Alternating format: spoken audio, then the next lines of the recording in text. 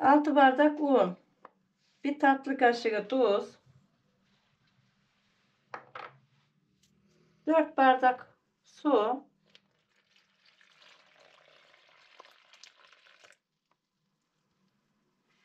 bunu bir karıştıralım.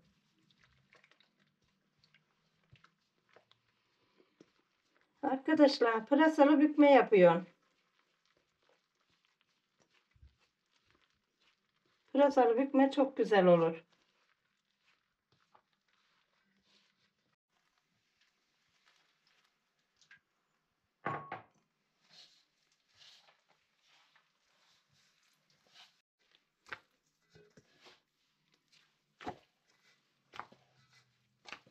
Hamurumuzu yoğuruyoruz. Yumuşak bir hamur olacak. Bardakla 250 milim miydi? Bardağımızın unumuzun ölçüsü 250 milimetre.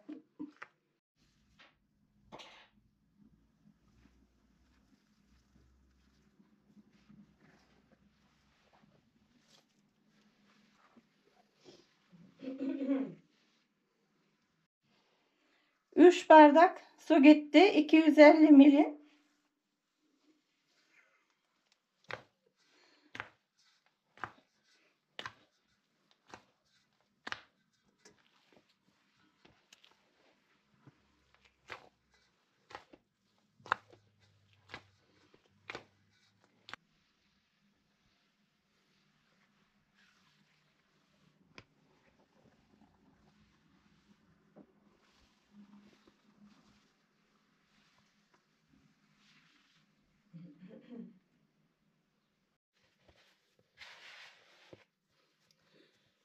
Arkadaşlar çıtır bükme yapacağız bugün inşallah. Yumuşacık böyle bir hamur yoğuruyoruz. Un ölçümüz 6 bardak. 250 milimiymiş. Diyemiyorum da galiba. Siz anlayın canlarım. Suyum da 3 bardak gitti. Aynı bardak ölçüsü.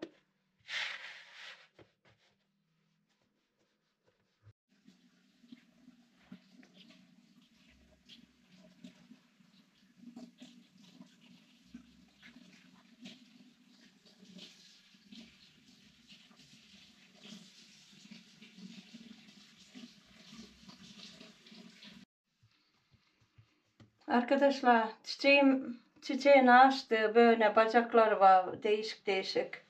Artabot mu diyorlar. Sanki denizlerin içinde de oluyor ya. O gibi.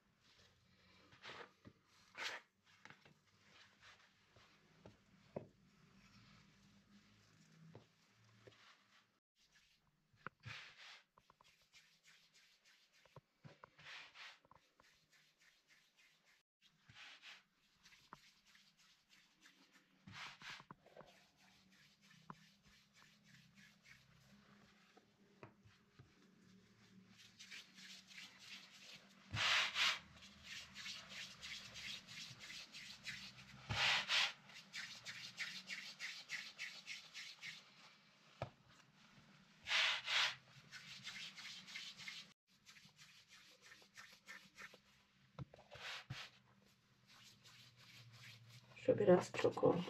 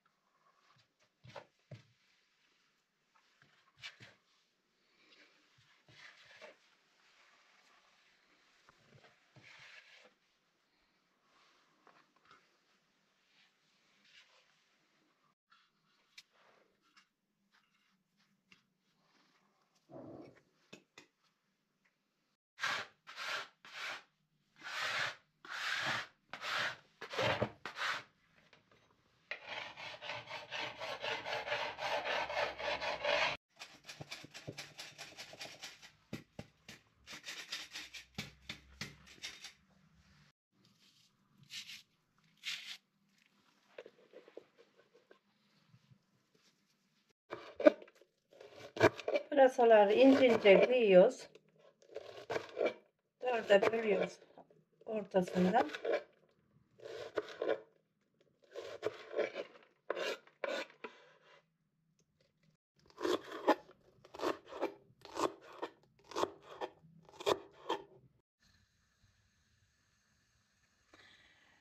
...100 gram tereyağım var.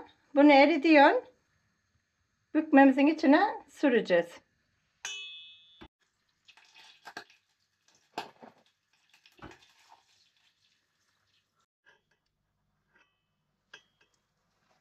Arkadaşlar bir kaşık hemen haşhaş atıyorsun. Böyle bir bardak yağ döktüm. Bunu da döküyorsun. 2 bardak oldu.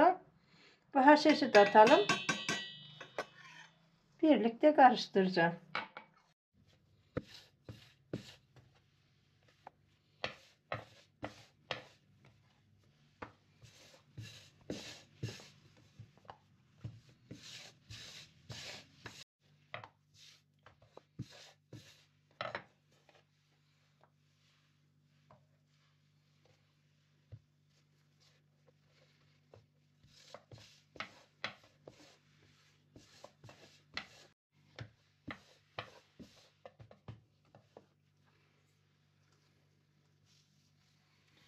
Arkadaşlar dörde dörde böyle katlayarak nişastayla bükme yapacağım.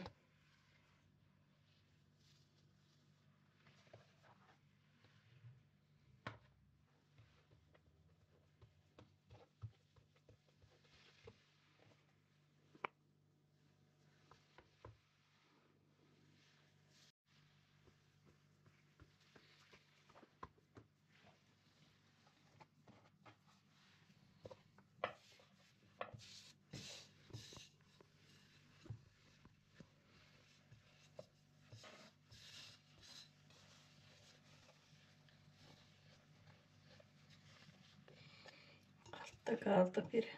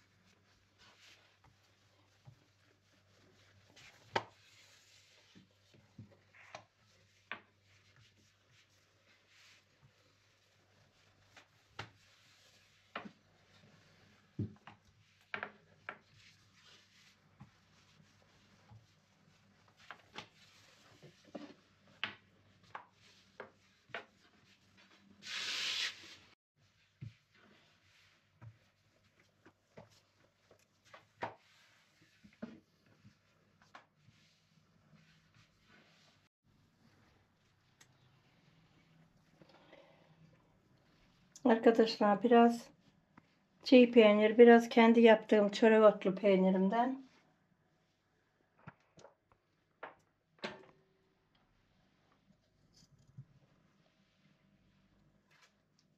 Biraz pul biber atıyorum, acı. Arkadaşlar isteyen sevdiğini atabilir.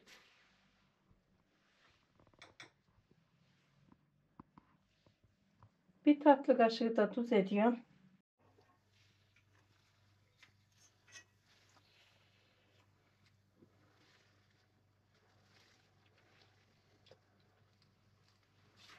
Arkadaşlar böyle yağlıyoruz.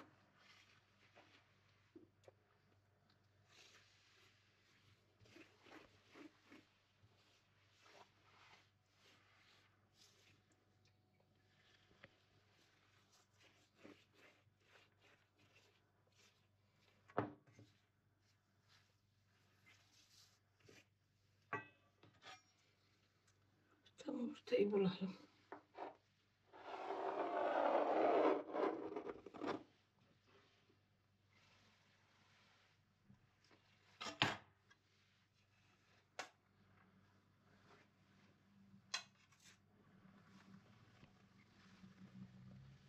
Şöyle de.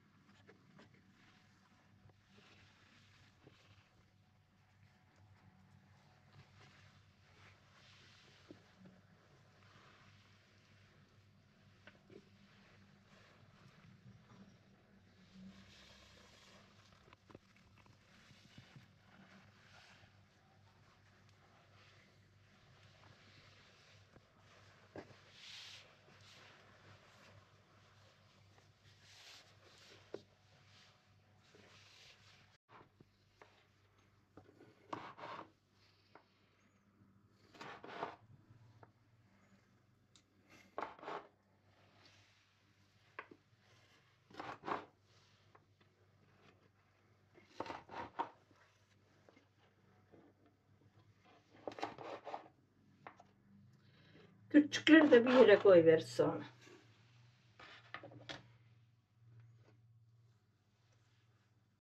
Şöyle mi dolaşsam ki acaba ya? Böyle. Bu kadar mı gitsem? Etrafını dolanalım. O azıcık sonra zor olabilir. İyi. Şöyleden biskine. Cize cize gitsin.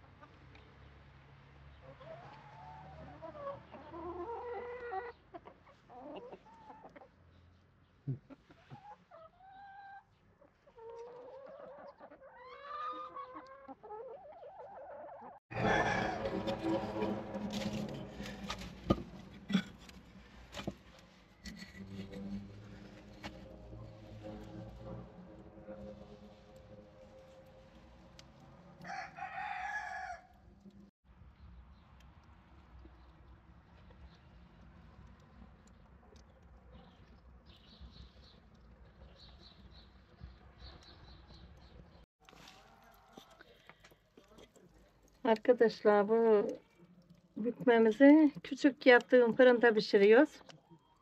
Koyduk. Ateşleri önüne çekerek. Şuraya bir iki tane daha at veriyorum.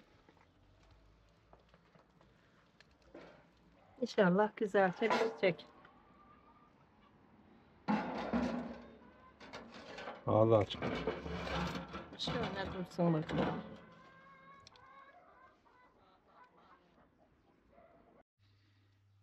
Bükmemiz pişti arkadaşlar. Evet, çıkardık tepsiyi. Allah'a emanet olun. Hoşça kalın.